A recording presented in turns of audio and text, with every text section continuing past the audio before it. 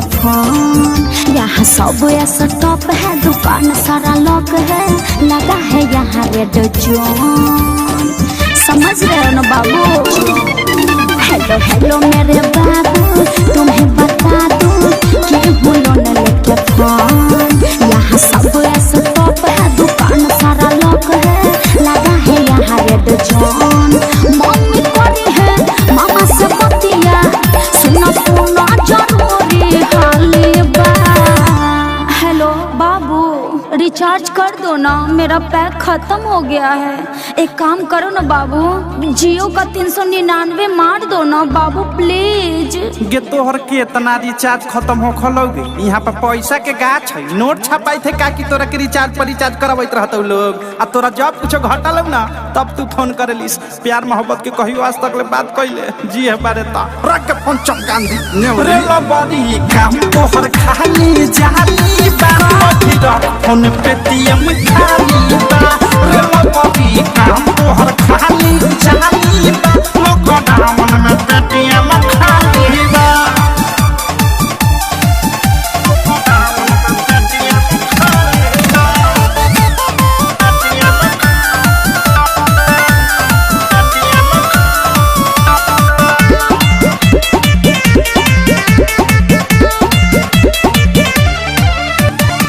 ऐसे ना बोला जानू, बुझो मजबूरी। माफ कर झूठी बनाओ अभी दूरी, बनाओ अभी दूरी।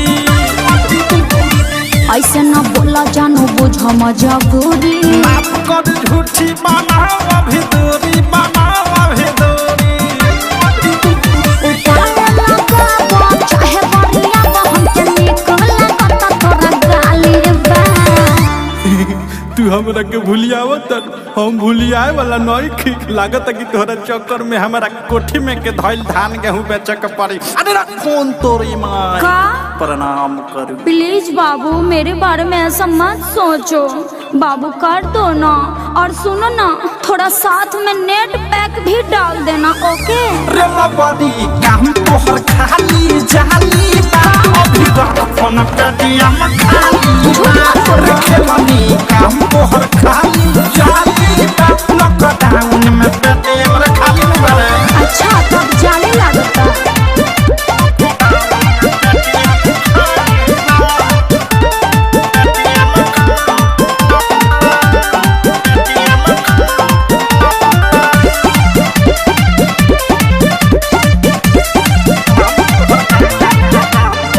करते हो प्यार जदी बात नहीं टालो। हतार 2 दिन से नेट पैक डालो रे, नेट पैक डालो प्लीज ना। करते हो प्यार जदी बात नहीं टालो। हतार 2 दिन से नेट पैक डालो रे, नेट पैक डालो। प्रेमिया मध्यस हो पूरा पानी गैस, प्रियम सोनू राग का दलाली बा।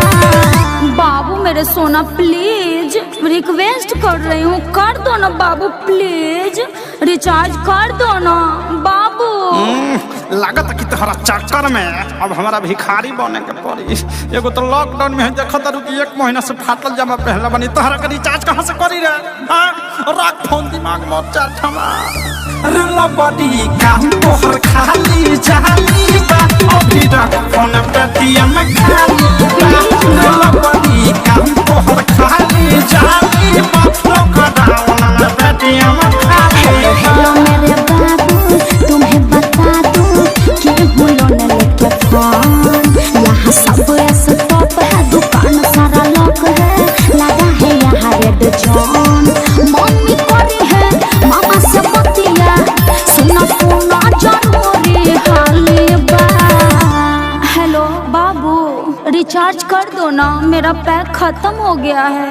एक काम करो ना बाबू, जियो का 399 मार दो ना बाबू प्लीज। गे तोहर के इतना रिचार्ज खत्म हो खलोगे? यहाँ पर पैसा के गाछ है, नोट छपाई थे का कि तोरा के रिचार्ज पर रिचार्ज करवाइत रहतौ लोग। आ तोरा जब कुछ घटल ना तब तू फोन करेलिस। प्यार मोहब्बत के कहियो आज तक ले बात कइले जी है बारे ता रख के फोन चमकान दी रे लबड़ी काम तोहर खाली जाली बा। अभी रख फोन पेटीएम खाली बा। रे लबड़ी काम तोहर खाली जाली बा। लॉकडाउन में पेटीएम खाली बा। छो बाबू।